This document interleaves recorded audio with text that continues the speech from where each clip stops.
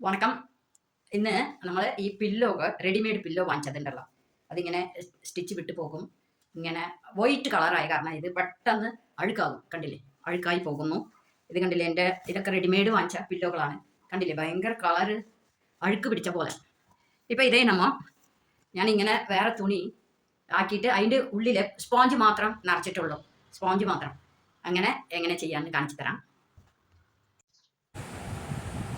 അതിൻ്റെ ഓപ്പൺ ഭാഗമൊക്കെ വെട്ടിയെടുക്കുക.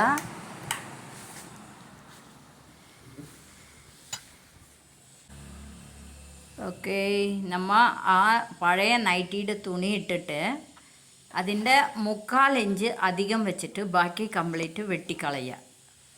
ഓക്കെ, വെട്ടിക്കളഞ്ഞിട്ട് നമ്മുടെ ആവശ്യത്തിന് 3 ഭാഗം മാത്രം തയ്ച്ച് കൊണ്ടുവരിക.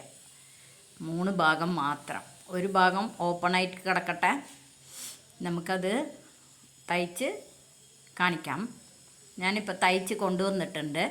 അതിൻ്റെ ഈ അരികു മൂലയുണ്ടല്ലോ, അവിടെ ഒരു വെട്ട് കൊടുക്കുക, 2 ഭാഗം മാത്രം. അപ്പോൾ തിരിയുമ്പോൾ ആ കോൺ നല്ല സൂപ്പറായിട്ട് കിട്ടും. അതിന് വേണ്ടിയിട്ടാണ് ഈ സ്പോഞ്ച് ഫുള്ളും അതിൻ്റെ ഉള്ളിലേക്ക് കയറ്റിയിട്ട് പഴയ തുണിയെ മാറ്റിയെടുക്കുക. ഇതേ നല്ല കോട്ടൺ ആണെങ്കിലും ഇങ്ങനെ ഉള്ളിൽ ഇറക്കിയിട്ട് പതുക്കെ എടുത്തു കഴിഞ്ഞാൽ നമുക്ക് ഒരു പൊടി പോലും വീട്ടിൽ വരില്ല, ഒക്കെ ഉള്ളിപ്പൊക്കോളും. ഇത് നമ്മുടെ ആവശ്യത്തിനനുസരിച്ചിട്ട് എത്ര ടൈറ്റ് ആക്കണോ പില്ലോ, ചെറുതാക്കണമെങ്കിൽ ചെറുതാക്കുക.